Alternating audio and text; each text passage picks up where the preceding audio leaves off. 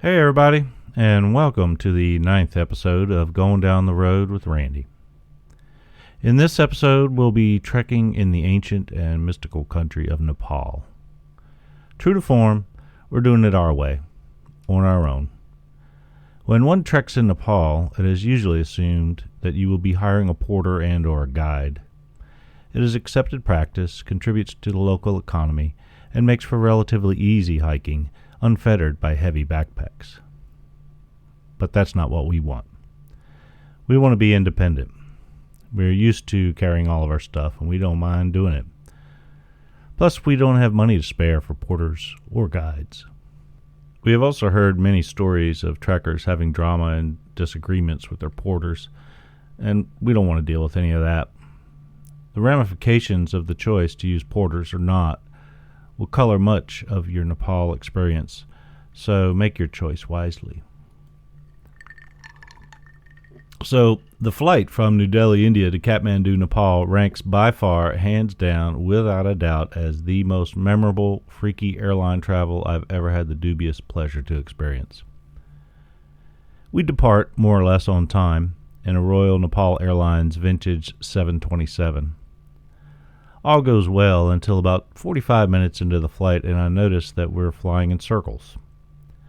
Eventually, the pilot informs us that there's bad weather in Kathmandu, and the plan is to land in Patna, India, and wait for it to blow over. So we land, getting fantastic views of the Ganges River on the approach, and then sit on the tarmac in the blazing hot sun for over an hour. We take off again, and I realize that we will probably miss meeting our friends from Wales, Phil and Karen, the same ones we traveled through Indonesia with. Hopefully, the mountain views will compensate for the missed opportunity. We arrive over Kathmandu in cloudy and turbulent conditions. Kathmandu sits in a bowl-shaped valley ringed by mountains. And not just any mountains, these are the foothills of the Himalaya mountains. As our plane circles Kathmandu, I see glimpses of these mountains through the clouds and desperately hope that we will not fly into one. The plane is banking one way and then the other, constantly buffeted by the chaotic winds. Finally, the pilot gives up and decides to return to New Delhi. A relatively short flight of less than an hour and a half brings us back to where we started from this morning, Indira Gandhi International Airport. Royal Nepal provides a voucher for a cup of tea and invites us to hang out, as if there is any other option for us right now. There is one more flight, the last of the day, at 7:30 p.m. If that flight doesn't leave, they have to get us all a hotel room for the night. Of course, we all get on the 7:30 flight, which takes off promptly at 8:15. An hour and a half later, we glide into a perfect landing in Kathmandu in clear air and a starry night. We clear customs immigration before 10. The immigration guy tells me that we are the only flight to land in Kathmandu that day. I feel like telling them that I would be just fine with a hotel room in Delhi and come back tomorrow, but I don't think you would understand. I reckon the pilot just wanted to get home. In the end, it took us over 13 hours to complete an hour-and-a-half flight, and we felt lucky for it. We share a taxi from the airport for 100 rupees with an Israeli couple to the Earth House guest house, where we get a nice cozy room with a 5.5-foot ceiling for 130 rupees. We're getting about 125 rupees to the dollar, but everything is so cheap that if you round way up and say it is 100 rupees to the dollar, the calculations are easier, and you can be assured that the deal you think you're getting is actually 20% better than what you think it is. Anyway, it's a room for $1. So what if I had to stoop? We unpack and go out for a nightcap and check out Kathmandu. We stumble upon the Blue Note Bar, and thinking of the old Blue Note Bar in Boulder, Colorado, we step in and go up the winding old stairs, so typical of Kathmandu. It has the feel of an ancient medieval city with narrow winding streets where all the life takes place. We have a few beers, but the bar soon closes at 11:30, and it's just as well because we've had a long day. Tuesday, March 24th, 1992. We sleep in until noon and then venture out into the city. Kathmandu by daylight. Nepal is an ancient land that has long been an absolute monarchy. But just 2 years ago, in 1990, a massive people's movement introduced a multi-party constitutional monarchy. During our time in Nepal, there was considerable political unrest. Today, Nepal is the only multi-party, fully democratic nation in the world that is currently ruled by a communist party. It also sports the world's only non-rectangular flag that is both the national and the state flag. We find a place that calls itself a bistro near the Kathmandu guest house and get a brunch. The portions are huge. Then we go out and wander from Tamil, the center of the tourist district, down to Durbar Square and back. There is so much to see. Everybody is busy doing something. Every street is a novelty. There are vendors selling very nicely done embroidered t-shirts that we make a note to buy later, and some really cool neckties made of wood. I buy a giant, 7-gram chunk of hash for 200 rupees. Not even $2. And I discover a new weight measurement, a tola, which is about 10 grams. We make the short trip out to Bodhanath Stupa and learn how to turn the prayer wheels properly, always clockwise, each one inscribed with a mantra, Om Mani Padme Om. The spinning accumulates good karma and spins off bad karma. The more you spin, the more good karma you get, and the less bad karma. So we take a couple of laps building up a bunch of really good karma for the trek ahead. It's the same with the strings of colorful prayer flags that are seen everywhere. Prayer flags spread the mantra, and prayers are blown everywhere by the wind, taking good karma far and wide. Sometimes villages will have carved or painted mani stones near the entrance, which should always be passed on the right and in a clockwise direction. We make it to happy hour at Maya Bar and their 50 rupee beers, and we meet an Austrian dude named Mario that we had seen at brunch. I sell him some of the hash, and we drink and smoke, and then go crash. We have found a new place to stay at the Mai Rest House, and they give us the Israeli price of 100 rupees a day with a private bathroom. Normally goes for 250 rupees. Israelis are renowned for backpacking their way across Asia on the savings from their mandatory stint in the army, and they are fantastic bargainers, which allows them to travel a long time. We quickly pack and move, then go change money and have another big breakfast at the bistro. We have a contact here in Kathmandu, an American expatriate that we went to school with in Boulder named John, and we've been asking about him. Many people know him, but our paths have yet to cross. Finally, we contact him and learn that he has a Norwegian girlfriend named Ingrid and that her parents are in town, so he's tied up, but he suggests we try immigration in the afternoon to apply for our trekking permits. So, when people from America, for example, go trekking in Nepal, they normally do so through a travel outfitter who handles trekking permits, arranges for porters and guides, smooths things over. But, we weren't doing any of that, so we have to navigate the bureaucracy, which was quite extensive, on our own. We have to get our own trekking permits, and we intend to carry our own stuff and travel without a guide or a porter. This makes us the lowest of the low as far as the locals are concerned. All we pay for are rooms and food and drink, mostly drink. We're seen as not contributing to the economy, but we are doing what we can as we're nearing the end of our long adventure and we're down to the last of our dollars. Our first foray to the immigration office was fabulously unsuccessful. They basically tell us to come back tomorrow. So we end up wandering through the back streets of Kathmandu. What an incredible medieval city. We make our way back to our room and shower before going to the Maya and meeting Mario for happy hour. But bright and early the next morning, we're at the immigration office just to pick up our forms because the line is so long and the room smells disgusting because of the toilet. We go have a large, leisurely breakfast, complete with hash browns, and we fill out all the forms, and thus fortified return to battle with the Nepali bureaucracy. Itzhak and Yael, our Israeli friends, are already there. We stand in line until 1, and John comes in with Ingrid, and they are applying for trekking permits for her parents. We finally finish the paperwork and meet across the street for a much-needed drink. It has taken most of the day just to get the trekking permit. Still, a day is cheaper than an outfitter.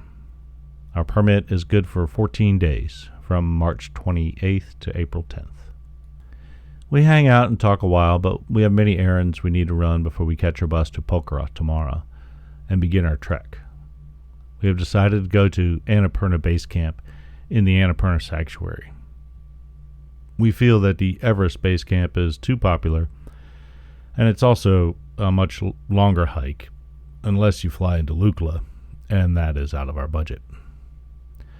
So we buy hats and socks and gloves and food. We've been traveling a long time, but trekking in Nepal, self-sufficiently as we intend to do it, was more like preparing for a backpacking trip, which we haven't done since New Zealand, really. And we had long since sent most of the required gear, sleeping bags, pads, boots especially, home. So we get a map, and we rent sleeping bags and get lots of small money from the bank. John had warned us not to take large bills on the trail. We're feeling quite pleased with ourselves, and we meet John and Ingrid for dinner and manage to convince them not to go to the computer room tonight, and so we sit at Marco Polo's, eating, drinking, smoking hash, and enjoying the resultant lively conversation. Friday, March 27th, 1992. Wakey at 05:30 and pack and go for breakfast. Nepal is no stranger to early starts, and Le Bistro is open. We get a big hot breakfast before finding our bus outside the immigration office. 130 rupees, $1, to Pokhara, and it should be an 8-hour trip. We'll see. It's not like I haven't heard that before. We start out in the early morning and climb out of the Kathmandu Valley. But I can't see much from my seat, so when the bus stops at a traffic jam on the other side of the hills, I take the opportunity to climb up onto the roof and sprawl amongst the luggage thrown up there. It was the best seat on the bus in many ways. Could smoke hash up there, as long as you could get it lit. And I figured if the bus missed a turn and rolled into the gorge, we had a good chance of jumping off. There was no danger of falling off due to excessive speed. I don't think we went above 35 miles an hour the whole day. And we had the best unobstructed view in all directions. Unfortunately, it was a hazy morning, and the views were obscured. But still, it was a great way to travel. The road was mostly new and smooth, but in the places where it was still being constructed, it was bumpy and restricted to one lane, creating chaotic bottlenecks. We stopped for a lunch of dal bhat in Dumre. Dal bhat is the thing to eat when trekking in Nepal. First of all, it is everywhere, all the time. Dal bhat is rice and curried lentils with heaps of wilted spinach. It will fuel your trek and keep you regular, and wherever you get it, it is always all you can eat. If you're still hungry, they'll give you more. I watched porters devour heaping third helpings. We finally reached Pokhara at about 4 p.m., making it a 9-hour journey, so not too shabby, Nepal. The police at the checkpoint make everyone get off the roof before entering Pokhara, and we're immediately besieged by touts offering us lakeside lodging and free transport. Somehow we end up at the friendly guest house where we get a room for 80 rupees. Pokhara is considered the tourism capital of Nepal, being a base for trekkers undertaking the Annapurna circuit, which, as the name implies, is a circuit of the entire Annapurna massif. The city is also home to many of the storied and elite Gurkha soldiers. The Annapurna Range, with 3 out of the 10 highest peaks in the world, Dhaulagiri, Annapurna 1, and Manaslu, are all within 35 miles of the valley. We go check the bank to try to get some more small money, but no dice. So we hang out, have a beer or two. We hit the hay soon after dinner, though. We have our trekking packs ready to go.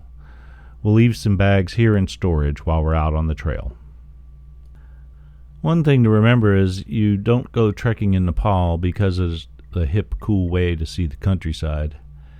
No, walking is quite literally the only way to reach the mountain base camps.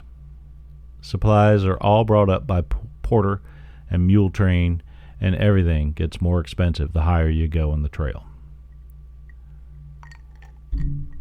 The next morning, we leave the guest house before 7 and get a taxi to the bus station for 25 rupees each. There we find a truck that will take us to a head start at Biratani for 75 rupees. Biratani is normally a 2-day walk from Pokhara, so we hop on and get dropped off just in time for lunch. More dal bhat. After lunch, we shoulder our packs and set off for Tirkadunga, which sits at an altitude of 5,175 feet, and it should be a little over a 2-hour walk. The trail follows the Burundi Kola. Kola is river in Nepali, and before long we run into a waterfall, which begs us for a swim, and we did not disappoint the waterfall. We smoke a bit of hash, dive into the icy clear waters, and then we're ready to hit the trail again.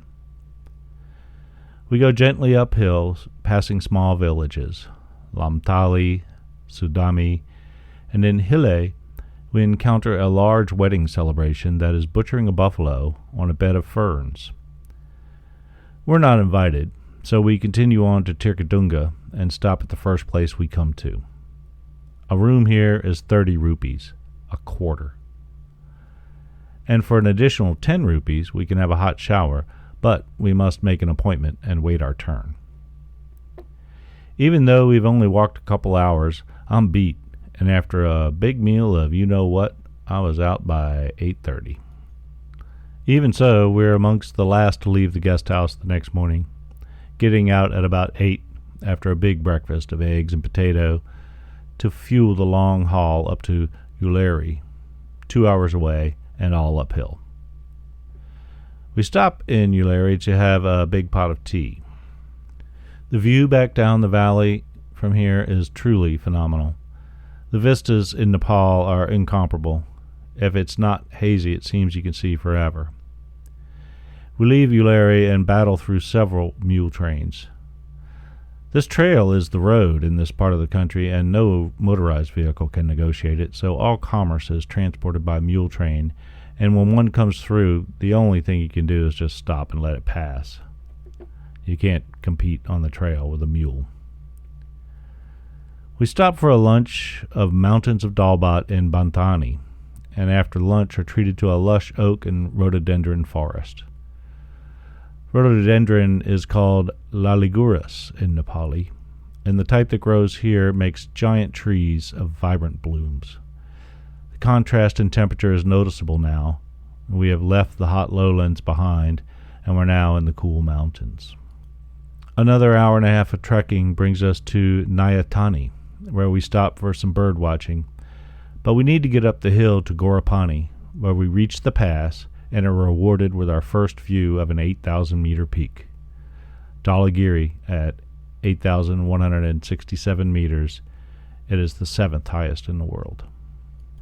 We get a room at the Gurkha Hotel after registering at the police checkpoint. Gorapani is at 9,350 feet, so we have gained 4,000 feet in elevation today, nearly a mile. The sunset over Dhaulagiri is stupendous, augmented as it is by some of Nepal's finest hashish. We gather around the fire after dark as it gets quite cold when the sun goes down. We all eat dinner at a communal table and talk about routes and plans, but soon everyone breaks up as most are foolishly going to Poon's Hill, which is another 1,000 feet higher, for sunrise. I've long ago discounted the whole "you must be at the top of" insert place name here at goddamn sunrise. In my experience, it is often much nicer at a more reasonable hour when all the damn amateurs have gone away. And in any case, I certainly feel better about it, and since I'm the one doing it, I happen to be the only one who actually matters. The next morning, we decide to take a rest day and just hang out after sleeping for 12 hours. I smoke hash and drink chai while watching the clouds trade places around Dhaulagiri. Magnificent landscape. Finally, we decide to make it a semi-rest day and hike up to Diarali at 10,100 feet. It's only about an hour and a half, and the trail follows a ridge which promises incredible views, but due to shifting clouds, fails to deliver the promise. We are definitely off the main Jomsom track now, though. The trail is just that, and not paved with stones. We reach Diarali, but it is not inspiring. It occupies a pass which should provide amazing vistas, but it is all clouds today. We hang out and have some chai, hoping a view will appear, and go on down to another Bantani at 7,200 feet. We know that at some point we will be forced to regain those 3,000 feet of elevation again, but that is Nepal trekking. Up, up, up, and down, down, down. It really doesn't matter if you're coming or going. We get a room at the Rising Sun Guest House for 30 rupees. They offer hot tea and cold beer, and we get both. After dinner, we tuck in for an early night. Our plan is to hike to Tatapani and then continue to Chamrong tomorrow. We expect a mostly uphill 6 or 7 hour day.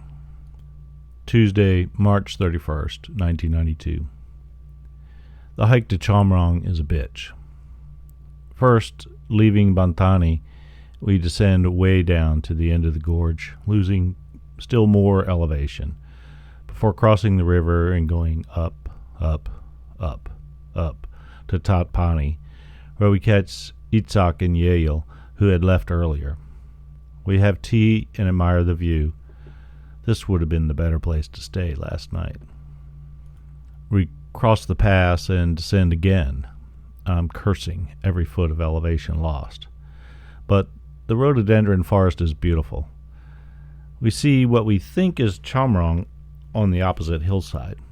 There are a scattering of huts and wheat fields terraced down to the village of Kathmandu across the river of the same name. The trail we are on leads us on a torturous adventure down through these fields. Itzhak is having some trouble. The trail is quite rough. At the bottom, it reminds me of the West Ridge Trail in El Dorado Canyon, which is barely a trail at all.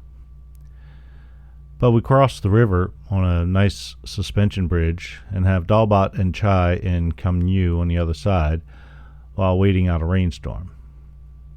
This is the true beauty of trekking in Nepal. Although there are some high pass crossings which can be rugged, usually you're within an hour's walk of a place to eat, sleep, or stop for some chai before continuing on your walk. But the walking is, I'm afraid, mandatory. I find the absence of motorized vehicles refreshing, though the mules keep reminding me of the alternative. I'm kind of on the fence, deciding between exhaust and mule shit. I guess all in all, this shit is better. We continue trekking to Chamrong and another 2 hours, all uphill. The hill is steep too, and the weather turns bad again, and we shift into high gear. We get to the Himalaya View Hotel just as the storm breaks. It's the nicest room we've had thus far, and the view is nothing short of spectacular. At 5 p.m., as if on cue, the clouds all roll away, and we are treated to the setting sun reflected in Machu Picchu, Hinchuli, and Annapurna South. We have dinner in the unheated dining hall and then retreat to our sleeping bags. We'll have a real rest day tomorrow and do some laundry. Wednesday, April 1st, 1992. April Fools, yeah, right, some damn rest day. If we have many more rest days like this, we'll look like refugees. We got up and had tea, did laundry in a single bucket of hot water, and hung everything out to dry. and then went down to town to have breakfast and see about renting a fat down jacket for the hike into Annapurna Sanctuary. Here's what Wikipedia says about the Annapurna Sanctuary. The Annapurna Sanctuary is a high glacial basin lying 40 kilometers directly north of Pokhara. This oval-shaped plateau sits at an altitude of over 4,000 meters, 13,000 feet, and is surrounded by a ring of mountains, the Annapurna Range, most of which are over 7,000 meters. Annapurna itself is over 8,091 meters. With the only entrance a narrow valley between the peaks of Hinchuli and Machu Picchu, where runoff from glaciers drain into Modi Kola River, the sanctuary was not penetrated by outsiders until 1956. Because of high mountains on all sides, the Annapurna Sanctuary receives only 7 hours of sunlight a day at the height of summer. The unique combination of heights and depths on the 5 to 7 day trek into Annapurna Sanctuary give rise to an extraordinary variety of ecosystems. The south-facing slopes are covered in dense tropical jungles of rhododendron and bamboo, while the north-facing slopes in the rain shadow have a drier, colder climate, similar to that of the nearby Tibetan Plateau. We know it's going to be cold up there, and it sucks being cold. We find 2 down jackets available for rent at the Chamrong Lodge for 30 rupees a day, big and fat as sleeping bags. We have breakfast and then go check on the laundry, which is nearly dry. So I go have a shower, brisk and cold and mercifully short. By the time I dry off and warm up, our laundry is dry enough, so we settle up our bill and head out towards Chamrong, the captain's lodge to be exact, for some captain's soup and thick homemade bread. We rent gloves and plastic to cover our tennis shoes in the snow. I saw some porters going up there in flip-flops. Fortified and as ready as we will be to trek above tree line, we check in at the checkpoint and head down to the river, cross, and begin the long plod upwards to regain lost altitude. We pass Simuwa and then arrive at Kurdigar, but we don't stop. Now remember, this all started as a rest day. It starts to rain again, and we're pretty wet by the time we reach the trekkers' stop at Bamboo, where we stop for the night at an altitude of 7,700 feet. We meet a couple of American lads and invent a new drink, hot lemon and rum, which becomes quite the rage. This place is blessed with an interesting bamboo, what else, toilet suspended over an immense shithole. The down jackets come out and prove to be quite warm and well worth their marginal weight. The next day, I wake with a sniffle and feel no urgency to leave, finally making it out at 9. We trod ever upwards on a deteriorating wet trail through thick bamboo forests and dizzying glimpses of the Modi Kola rushing milky white far below. We stopped for lunch at the Himalaya Hotel at 9,425 feet and shovel down piles of dalbat, and then continue up past Hinku Cave, 10,300 feet. It is, in fact, an actual cave. The trail gets rougher, winding around and over boulders constantly uphill. We cross a very scary, huge pile of avalanche debris and hope more doesn't come down as we cross. We reach Diarali, 10,600 feet, at about 2 p.m., and we are ready to stop rather than go the 30 more minutes to Bagar. We have a cup of chai, and the rain decides for us. No more wetness. We settle in for a relaxing afternoon. They tell us it's an easy 3 hours to Machu Picchu base camp at 12,150 feet, and then another hour to Annapurna base camp at 13,550 feet. The weather begins to really deteriorate, though. It snows heavily in the mid-afternoon and then rains, and now at 6:45 p.m. it's snowing hard again, and it's thundering. I don't know what effect this will have on the avalanche situation and our plans to make Machu Picchu base camp tomorrow. We decide to go early if it's clear, and if it's cloudy, we'll hold off and go later, and hope it doesn't snow on us. We'll see. But the next morning dawns clear, so we're out. We feel like we're a bit late waking up at 7 a.m., but that is actually pretty damn good according to our track record. I feel like this healthy living in Nepal might be good. I mean, life here ceases after 8 p.m., you wake up at dawn, you hike all day, eat unlimited dal bhat, and you sleep good. This could be the 2-week trekking dal bhat diet answer to any first world problem. Go and meditate in the mountains. Take some hashish if needed or wanted or not. Be happy. We gulp down a quick fried egg and chapati breakfast with a big kettle of chai, and we're off by 8:30. We reach Bagar by 9:15 because the trail has been blocked by avalanches. On the whole, the trail so far has not been terrible, and we're confident in our running shoes wrapped in plastic bags approach. The quality of our footwear exceeds that of the porters we see passing us, so that ain't the reason for our slowness. We continue ever upwards, slipping a little in the snow, but then we meet Yael sliding down to us on our butt. She has decided that last night was as cold as she goes, and Itzhak is going to go up to Annapurna base camp solo, and she will wait for him in Bagar. We make it into Machu Picchu base camp at 11:30. Too late, really, to continue on to Annapurna base camp, and besides, we don't really feel like it. We spend the afternoon alternately basking in the warm sun and shivering in the cold shade, while watching the clouds chase themselves around the mountaintops, punctuated by the periodic and inevitable avalanches rumbling down their flanks. We have some more dal bhat, and by 4, we're drinking rum and hot lemon. I do manage to be productive. I sew all the outstanding patches onto my backpack, including the large dancing bears patch, so the day is by no means a total loss. This means I'd put patches on my backpack of all the countries that we had gone to, and I had a few that I had to catch up on. But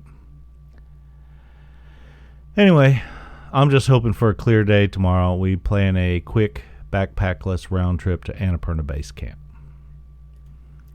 No one else seems to be staying here at the Machu Picchu base camp. We're staying at the Fishtail Guest House. Fishtail is the nickname for Machu Picchu, and when you see a picture of the peak, you will immediately know why. Machu Picchu is unique as regards Nepali mountains in that it has never officially been summited and likely never will be. There was a British expedition in the 1950s that voluntarily stopped a few hundred meters short of the summit. Nepal has not granted any climbing permits for the mountain since then. Machu Picchu is considered the sacred home of the god Shiva, and not many dare in anger that particular god, known as the Destroyer. The people that are here are drunk, and we figure rather than get angry, we'll just join them, and so spend the evening drinking star beer and rum and lemon. When we go to bed, the sky is clear, and the avalanches thunder periodically. Saturday, April 4th, 1992, we're up at dawn, and it is clear. We have no excuses left. I get some chai and breakfast, and we set off, trailing this strange Irish dude who sat all night last night, not drinking, reading Robert Ludlum's The Aquitaine Progression, and not speaking to anyone. I mean, he was a singular character, even though I never spoke to him. We take only a light day pack for the trip up to Annapurna base camp and back. The view and the landscape become more spectacular with each step we take. The snow is hard at first underfoot until we reach the line of the sun, where it instantly becomes soggy and wet. The altitude is taking its toll. Even without packs, we are winded and weak, and we feel humbled because we used to boast we were from Colorado and used to such altitudes. Sadly, that is no longer the case. It takes us about an hour and a half to reach Annapurna Base Camp. We settle in and order some chai and fried egg chapatis. The price here is 5 times the price lower on the trail. It's because, of course, that someone had to haul it up on their backs, and we pay it without complaining. In fact, I feel somewhat obligated to order a star beer at the inflated price, with the full knowledge that some poor bastard hauled it all the way up here, and the least I could do was order one and enjoy it and quit bitching about the price.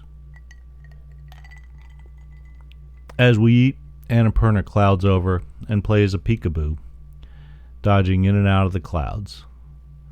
The way the clouds whip around these high mountains is like watching flames in a fire, and just as mesmerizing. The winds up there must be quite formidable today. We wander up to the edge of the steep drop of the moraine with views over the Annapurna group, including Tent Peak, Fluted Peak, the Fang, Hinchuli, and of course Machu Picchu. The vista is beyond words. The scale is immense, and with the lack of oxygen, it is quite literally breathtaking. Annapurna is a massive mountain made up of a main summit and 13 smaller summits. The whole mountain complex is a staggering 55 kilometers long. The main summit is the 10th highest mountain in the world, and it was the first 8,000-meter peak to be climbed by a French expedition led by Maurice Herzog in 1950. It also has the distinction of being the only 8,000-meter peak to be summited and safely descended on the first try. It does not, however, look easy from here. I'm pretty sure that the place where these guest houses are overlooks the actual Annapurna Base Camp, which is down the steep moraine and closer to the mountain. Hard to say, as there are no active expeditions on the mountain. It is too early in the season by about a month or so. We go back to the guest houses and look back down the trail, and to our amazement, we see one of the dudes from Laos and Vietnam. Todd is slogging up the trail, accompanied by an unknown to us female. We hang out and catch up while waiting for his partner in crime, Dave, who was only a couple of hours behind. We talk and marvel at the smallness of the world. The last time we saw these guys, they were mailing out marijuana to themselves in a restaurant in Laos. There are 3 guest houses up here, and each one is up to its rafters in snow. A latrine is hopelessly and uselessly snowed in, while the caretakers drink scotch, play cards, and periodically slide down the hill on sheets of plasticized cardboard. Hell, why not? If I were the caretaker up there at the end of the trail, that's probably what I would do too. We've had several hours up here, and we need to go down. And we ski down on our running shoes in the snow. We pass Dave on the way down, huffing his way up the hill, and we make plans to meet at the Maya Bar in Kathmandu on the 13th, but we both know that those plans may or may not materialize. We ski into Machu Picchu Base Camp, pack up and free a now much desired room. Apparently there's a lot more people here now. We pay our bill of 782 rupees, which seems quite a lot, but it's less than $6, and head down to the forest. The clouds have come back down to ground level to play, and the weather looks like shite in the valley we're walking into. Sure enough, in the hour it takes us to get to Bagar, we are hiking in a pretty steady rain. We stop for a pot of hot chai, but the first break in the rain we charge downhill to Deorali, and we arrive just as it begins to snow and blow. It looks like a nasty night, and it's only 2:30 in the afternoon. We get a room at the upper lodge this time, not Panorama. The room is nice, but unfortunately there's a large group from Singapore who are camping in the yard and clogging up the bar and restaurant. We go to Panorama for tea and noodle soup, and when we return, the Singaporeans have gone. It is not even 4 p.m., so we hang out until sunset. Clean living. Note, this lodge, Diorali Guest House, is not very good. There's a guide here who is drunk and abusive. Greta brings up a very valid point, to wit, tourists from the outside world have a discouraging tendency to make people in the places that they visit suddenly realize what they don't have, where previously they've been quite happy with their situation. And this and constant contact with travelers who are often irritable and rude and pissed off because everything isn't just as it was at home. And my God, why should it be, for Christ's sake? Why doesn't your sorry ass just stay the fuck at home? Anyway, it's this dynamic which causes much of the friction we experience as travelers. Then again, that is part of the privilege of doing it, is it not, really? Things to think about while you suck on a bowl of hashish and attempt to become one with the landscape. Sunday, April 5th, 1992. Here's a quote to meditate on. Wisdom comes to us when it can no longer do any good. That's from Gabriel Garcia Marquez from Love in the Time of Cholera. I figure he is absolutely correct, which means we must pass down our hard-acquired wisdom, if at all possible. So we sleep in a bit, settle our accounts here, and go have breakfast at the other lodge with the nice family. We see a guy who's on the roof of the bus to Pokhara with us and chat a while. But by 9, we're on the trail down to Chomrong. We dilly-dally, taking photos of flowers and birds, and we stop for tea and biscuits in Dovan and noodle soup and chapatis in Kuldagar. When we reach Chomrong, the captain's lodge is full, and we have somehow lost the gloves that we rented from them. So we continue slowly up the hill past them to the Chomrong guest house, where we get a nice big room with a hot solar-powered shower. We meet up with Itzhak and Yael again, who have stopped here for a rest day. I don't think we have taken an actual full rest day, and I don't know why that is, but I think we might take one tomorrow. They turn us on to the pizza, which is actually pretty good here, and introduce us to their porters, who spend their time making boom boom, cigarettes which are emptied of tobacco and filled with ganja and hashish. One of these will absolutely blow your mind at these altitudes. Bring friends. We also meet a group of Israelis who have hit upon a novel way to foster good relations with their porters, one that may be emulated by employers everywhere. First, they agreed on a deal. I think it was 150 rupees a day, not including food, and a half a pay on rest days. Because porters don't take rest days, trekkers do. Then they pay them full price on rest days and buy their meals every now and then. The porters are happy, and they reciprocate with boom boom. Everyone is happy. The boom boom knocks us completely out. The next day we take a rest day. A real rest day. We hang out in Chomrong. I do some laundry and take a lukewarm shower. This place has solar hot water, but it is cloudy today and has been cloudy for a couple of days. Then we sit around dumbfounded that there is no hash to smoke. How have I allowed this to happen?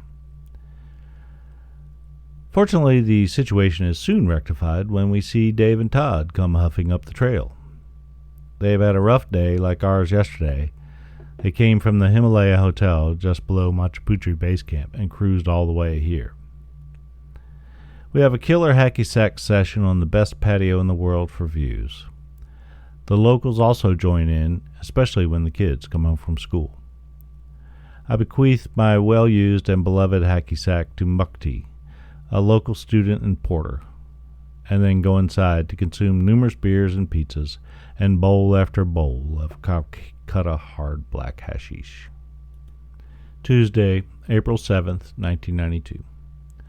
We hook up with the two dudes for the hike out, but we don't set any records for getting out early. I mean, what else is new, right?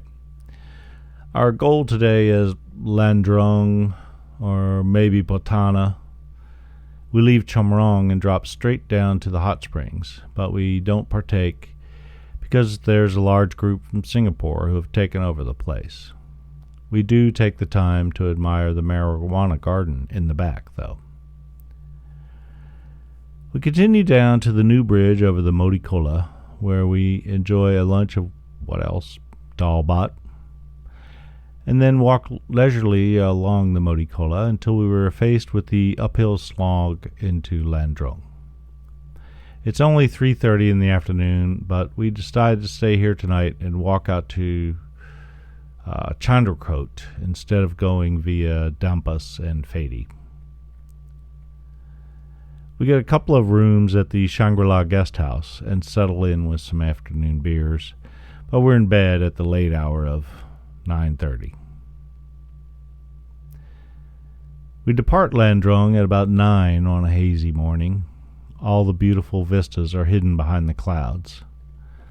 I guess we'll have to return in the wintertime, when the views are supposed to be clearer, although it's obviously going to be much colder. Supposedly a 4-hour walk from here will get us to Chandrakot, and then 30 more minutes into Lumley, where we can catch a bus. We managed to make it to Chandrakot in 6 hours. I don't know what happened. We may have gotten lost. Maybe we were walking in circles. I don't know. The trail went back and forth and up and down through terraced rice fields. It was hot and dusty. Welcome to the lowlands of Nepal. Half the time I have no clue where we are. We did stop for a nice dip in the icy river to alleviate the heat, but what followed was an interminable winding staircase up the side of a mountain. It is so hot, and I am so thirsty. I think it feels worse than it is because this is the last day, and we just want to somehow be magically transported to Pokhara. Poof! Hello! We're here. But persistence pays off, and we walk into Lumley and straight onto a bus that drops us in Fadi for 50 rupees. We get a bus from there almost all the way into Pokhara for 8 more rupees. And we split a cab with 2 other lads, which drops us by the lakeside. The damn cab ride was a tough bargain and set us back 45 rupees. We felt good, though. The going rate is 60. We tried the Buddha Hotel, but decided we want something closer to the water. It's a sliding scale. Further away from the lakeside is cheaper, and it gets exponentially more expensive the closer you go. We wander around, somewhat dazed and tired from all the walking and adjusting back to the bustle of a mechanized city, until we stumble into Snowland and collapse into a room for 125 rupees.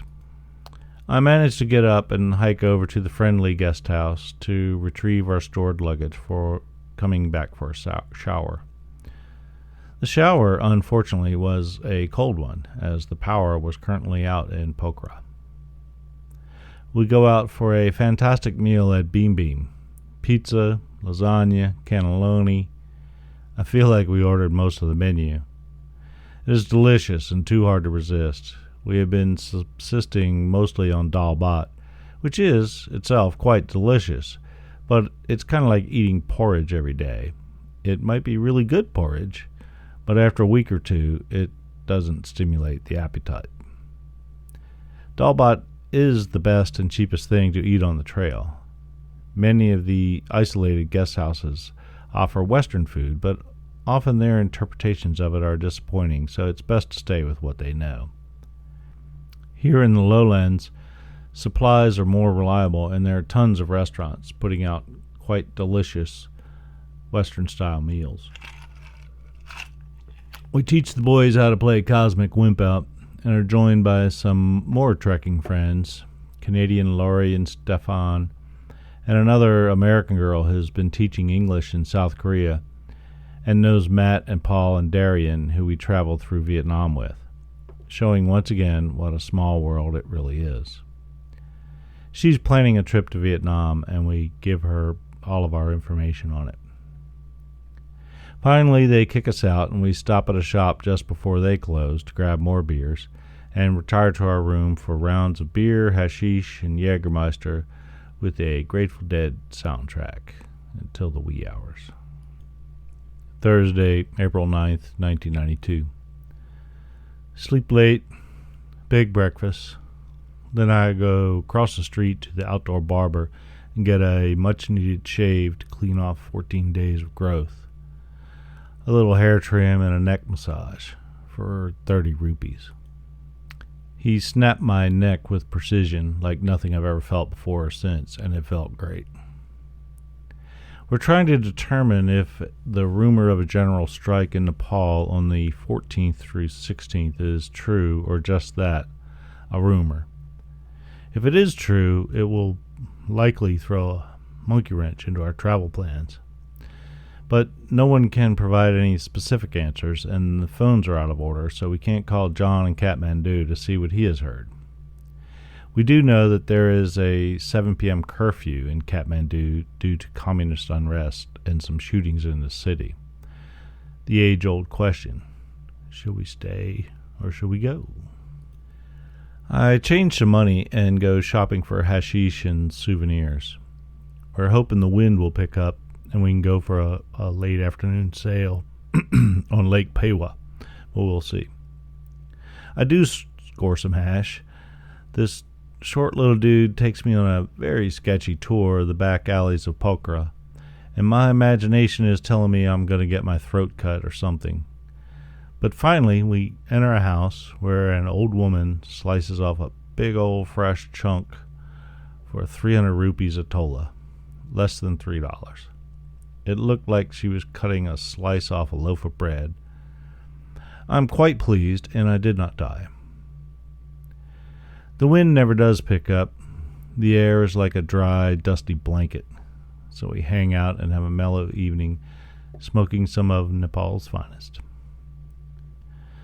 The next morning, we confirm that the stories of unrest in Kathmandu are true, but apparently the curfew has been lifted, so we decide to catch the bus there tomorrow. The rest of the day is spent shopping and hanging out mostly. The wind still never picks up for that sail. Oh well, I guess that means I'll have to come back.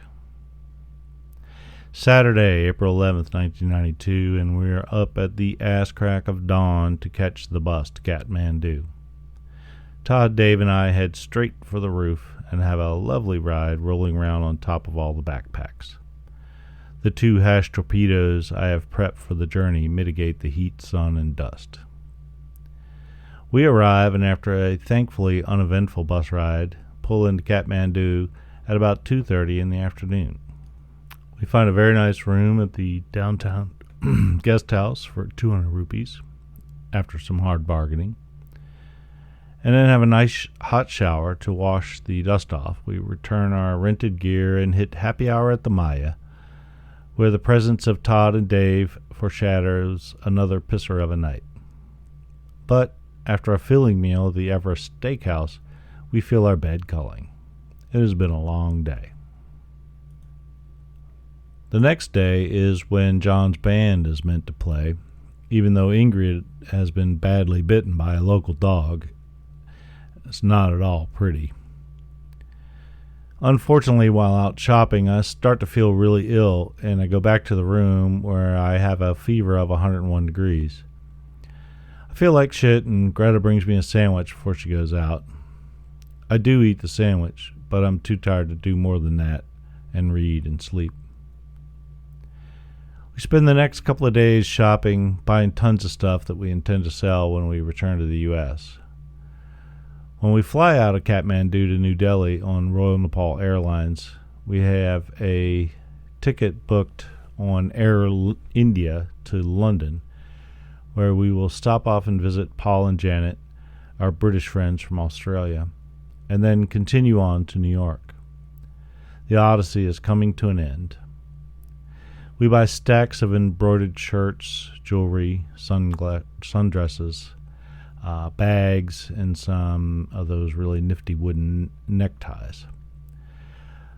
I get a tola of beautiful, fresh hashish and spend a long time rolling it flat to the size of a postcard and then wrapping it with plastic wrap and putting it between two postcards, and I then mail it to myself at the American Express office in Washington, D.C., where weeks later I successfully picked it up.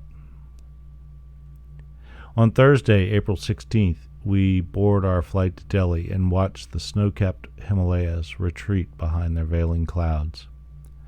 I hope to return to this magical place again sooner rather than later. We are looking at a grueling 48 hours of travel before we see London. But hey, that's all I have for tonight. I will catch y'all later somewhere down the road. Be sure and check my Facebook page for pictures. Thanks for listening.